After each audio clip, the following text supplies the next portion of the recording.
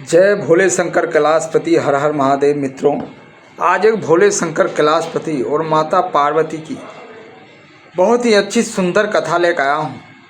एक बार की बात है जब माता पार्वती और भोले शंकर कैलाशपति दोनों कैलाश पे रहते हैं। आइए मित्रों, इस कहानी और कथा की शुरुआत करते हैं। उससे पहले अगर आप हमारे चैनल पर नए हैं प्लीज़ चैनल को सब्सक्राइब कर दीजिए और बगल में लगे बेल आइकन को प्रेस कर दीजिए ताकि जो भी इस तरह के कहानी वीडियो आए इसका नोटिफिकेशन सबसे पहले आपके पास जाए। आइए साथियों, बिना देर के हुए चलते हैं कहानी की तरफ।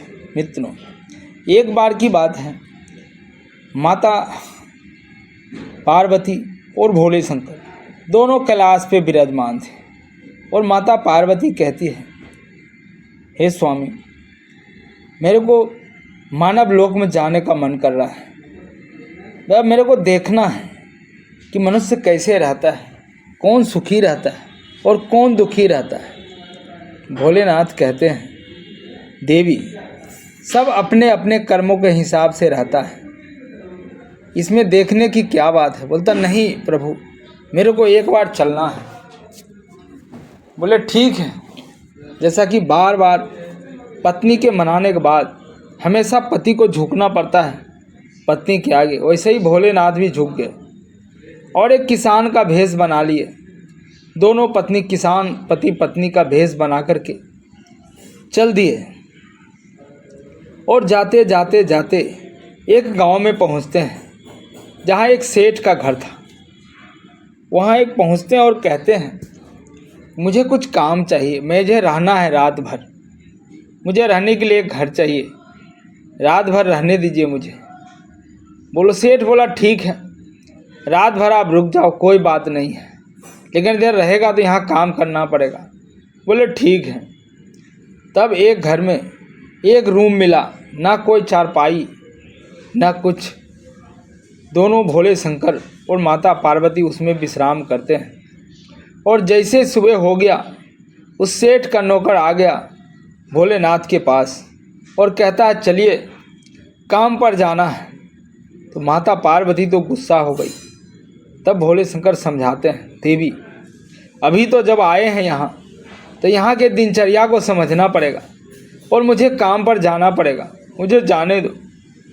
तो भोले शंकर चले जाते हैं काम पे और काम करके शाम को लौटते हैं और जो अनाज लाते हैं उसको खाना बनता है और दोनों पति पत्नी खा करके फिर विश्राम करने लगते हैं। फिर सुबह जब हुआ, फिर भोले शंकर चले जाते हैं काम पे। उनको काम पे जाने के बाद गांव की एक औरत आती है और कहती है, तुम्हें पानी भरना पड़ेगा, पानी नहीं भरेगी तो फिर यहाँ से जाना पड़ेगा, घर खाली करो और जाओ यहाँ से। मजबूरन माता पार्वती को जाना पड़ता है पानी भरने के लिए और वो पानी भर के लाती है। उसके बाद जब भोले शंकर शाम को जब मजदूरी करके आते हैं तब बताते हैं ये सब कहानी। बोलते हैं, प्रभु आप चलिए यहाँ से, अब मैं यहाँ नहीं रहना चाहती, अब यहाँ से चलिए। बोलते हैं, देवी, हम लोग आए हैं गांव में, अगर ये पूरी यहाँ की जानकारी पूरी ना ले लें कैसे जाएं? हमको देखना है कि हमारे भक्त जो यहाँ मनुष्य हैं कैसे जब ये जीवन व्यतीत करते हैं। किस तरह माता पार्वती को समझा दिए। फिर अगले दिन सुबह जब होता है, भोले शंकर कैलाशपति फिर चल देते हैं मजदूरी करने के लिए। इतने में माता पार्वती चल देती है गांव की तरफ और पूरा गांव घूमती है। घूम घूम कर देखती है कि एक एक घर ऐसा है जहां लोग एक ही समय खाना खाते हैं। और पूछने पर कहती है, बोलता, इतना हमारे पास अनाज राशन पानी नहीं है कि तो हम तीनों टाइम खा सके। हम तो 24 घंटे में सिर्फ एक ही बार खाना खाते हैं।